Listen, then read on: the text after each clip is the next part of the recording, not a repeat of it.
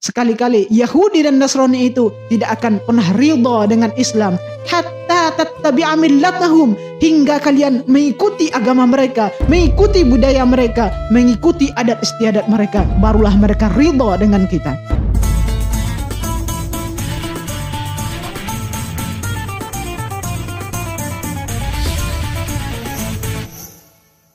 Assalamualaikum warahmatullahi wabarakatuh. Alhamdulillah wassalatu wassalamu ala Rasulillah wa ala alihi wa sahbihi wa man walah, amma ba'd.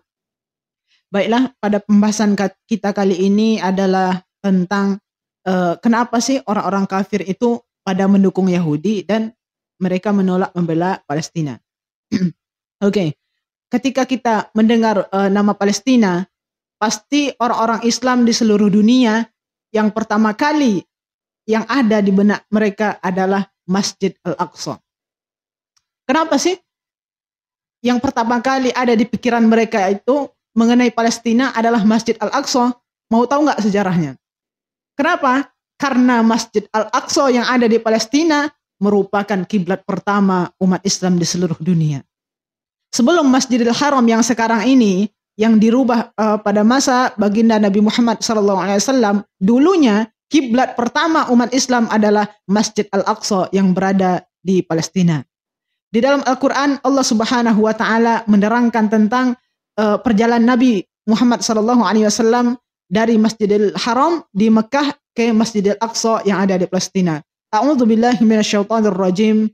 Bismillahirrahmanirrahim. Subhanalladzi asra bi'abdihi lailan minal masjidil haram ilal masjidil aqsa alladzi barakna haulahu linuriyahu min ayatina innahu huwas sami'ul basir.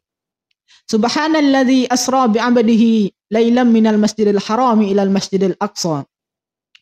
Maha suci Allah yang telah memperjalankan hambanya pada suatu malam dari Masjidil Haram di Mekah ilal Masjidil Aqsa, di Masjidil Aqsa yang berada di Palestina, barakna haulahu, yang telah kami berkahi sekelilingnya, linuriyahu min ayatina innahu huwas sami'ul basir, agar kami memperlihatkan sebagian tanda-tanda kebesaran kami kepadanya, innahu huwas sami'ul basir, sesungguhnya Allah Subhanahu wa Ta'ala Maha mendengar lagi Maha melihat. Ayat ini menunjukkan perjalanan baginda Nabi SAW ketika melakukan Isra dari Masjidil Haram di Makkah ilal Masjidil Aqsa, ke Masjidil Aqsa yang berada di Palestina. Yang pertama, kiblat pertama adalah Masjidil Aqsa yang berada di Palestina. Yang kedua barulah dirubah oleh Allah Subhanahu wa Ta'ala, yaitu Masjidil Haram yang berada di Makkah. Itu keistimewaan yang pertama mengenai Palestina. Yang kedua, ketika kita mendengar Palestina, maka kita akan mengingat sejarah-sejarah ribuan tahun yang lalu, yang mana Palestina atau Syam merupakan tempat diutusnya nabi-nabi Allah Subhanahu wa Ta'ala sebanyak 12 orang. Dari Nabi Ayub, Nabi Ishak, Nabi Yakub, Nabi Zulkifli, Nabi Ilyasa, Nabi Daud, Nabi Sulaiman, dan nabi-nabi lainnya, di mana Allah Subhanahu wa Ta'ala mengutus nabi-nabinya ke Syam atau ke bumi Palestina untuk mengajarkan kalimat tauhid kepada masyarakat setempat agar menyembah Allah Subhanahu wa Ta'ala semata dan meninggalkan sesembahan-sesembahan yang lain. Pemirsa dimanapun Anda berada yang mudah-mudahan dirahmati oleh Allah Subhanahu wa Ta'ala, ketika Palestina dilecehkan, ketika Palestina dihinakan, dinistakan, mereka dibombardir, mereka diblokade puluhan tahun lamanya, ketika itu dunia pun bereaksi. Manusia dari seluruh dunia menyuarakan pendapat mereka, demo besar-besaran. Kita lihat di Amerika, banyak orang-orang Islam maupun non-Islam, mereka berbondong-bondong menyuarakan kemanusiaan untuk Palestina. Di Eropa, kita lihat banyak manusia yang berbondong-bondong menyuarakan pendapatnya untuk kemerdekaan Palestina, Free Palestine. Begitu juga di Asia, khususnya di Indonesia tercinta ini, berbondong-bondong menyuarakan kemanusiaan untuk Palestina, Free Palestine, kemerdekaan untuk Palestina. Wahai saudaraku, jika Anda bukan seorang Muslim, cukuplah jadi seorang manusia untuk peduli kepada rakyat Palestina. Betapa banyak kita saksikan di Palestina, anak-anak menjadi yatim, istri-istri menjadi janda, dibunuh dalam peperangan. Oleh sebab itu, seluruh dunia menyuarakan kemerdekaan untuk Palestina, terutama adalah orang-orang yang berada di Eropa. Betapa banyak kita lihat negara-negara yang berada di Eropa menyuarakan kemerdekaan kemanusiaan untuk Palestina. Yang mana salah satu perkataan ulama mengatakan bahwa suatu saat di akhir zaman Eropa akan dikuasai oleh umat Islam. Baginda Nabi Muhammad SAW mengatakan ada 2 kota yang dikuasai oleh umat Islam di akhir zaman. Yang pertama adalah Konstantinopel, dan Konstantinopel sudah ditaklukkan oleh umat Islam dan sudah dikuasai oleh umat Islam. Yang kedua adalah Rom. Ada sebuah perkataan ulama yang mengatakan bahwa Rom, Romawi yang disebutkan oleh baginda Rasulullah SAW di dalam hadis bukan hanya ibu kota Italia pada saat sekarang ini, akan tetapi Rom yang dimaksud oleh baginda Rasulullah SAW adalah Eropa pada saat sekarang ini. Dan kita bermimpi suatu saat umat Islam akan memimpin Eropa ke sana, akan menguasai Eropa sehingga takbir berkumandang di mana-mana. Ketika baginda Rasulullah SAW ditanya, Ayyul Madinati tuftahu awalan, Konstantiniyah atau Rumiyah? Mana 2 kota yang akan ditaklukkan oleh umat Islam yang pertama kali? Konstantiniyah atau Rumiyah? Konstantinopel kah atau Roma yang pertama kali?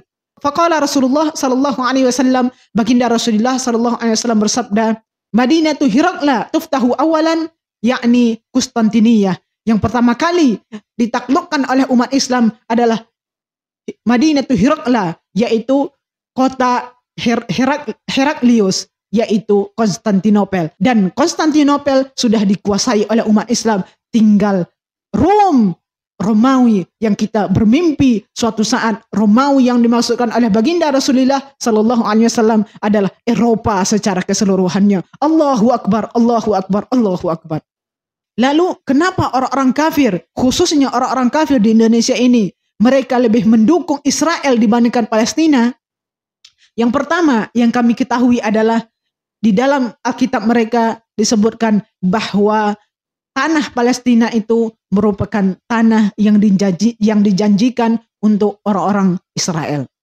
Beda dengan kita, bahwa Palestina merupakan tanah milik orang Palestina, dan sejarah membuktikan bahwa apa yang dilakukan Israel terhadap Palestina merupakan suatu penjajahan, sama layaknya ketika dulu Belanda menjajah Indonesia. Tentu orang-orang yang berada di dalam Indonesia melawan orang Belanda tersebut. Begitulah yang dilakukan oleh orang-orang Palestina sekarang ketika mereka diblokade, ketika mereka diserang sedang beribadah, tentunya mereka melawan dan mereka pun membentuk pasukan perang untuk melawan Israel tersebut. Oleh sebab itu, alasan pertama kenapa mereka lebih membela Israel dibanding Palestina adalah tertulis di dalam Alkitab mereka bahwa tanah yang ditempati oleh Palestina sekarang merupakan tanah yang dijanjikan oleh Tuhan mereka untuk bangsa Israel. Meskipun cara mendapatkan tanah itu salah di mata agama. Yang kedua, kenapa orang-orang kafir khususnya di Indonesia lebih memilih membela Israel dibanding orang Palestina? Disebutkan di dalam Al-Quran bahwa Yahudi dan Nasrani tidak akan pernah ridha dengan Islam sampai kapanpun. Allah Subhanahu wa taala berfirman, "Walan tarda ankal yahud walan nasara hatta tattabi'a millatahum." Sekali-kali Yahudi dan Nasrani itu tidak akan pernah ridha dengan Islam, hatta tattabi'a millatahum, hingga kalian mengikuti agama mereka, mengikuti budaya mereka, mengikuti adat istiadat mereka, barulah mereka ridha dengan kita. Ini sudah ketentuan Allah Subhanahu wa taala bahwa mereka tidak akan pernah ridha dengan ketentuan Islam. Memang sekilas banyak orang-orang di antara mereka yang percaya bahwa ajaran Islam itu ajaran yang baik, akan tetapi untuk ridha dan untuk senang kepada Islam mereka tidak akan pernah melakukannya.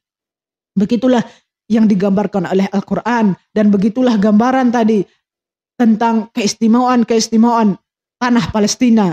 Begitulah keistimewaan yang diberikan Allah Subhanahu wa taala tentang Palestina, dan mudah-mudahan kita semua menyuarakan untuk Palestina tersebut. Sekali lagi kami himbau Jika Anda bukan seorang muslim, maka cukup menjadi manusia untuk peduli tentang penderitaan rakyat Palestina. Subhanakallahumma wa bihamdika asyhadu an la ilaha illa anta astaghfiruka wa atubu ilaik. Wassalamualaikum warahmatullahi wabarakatuh.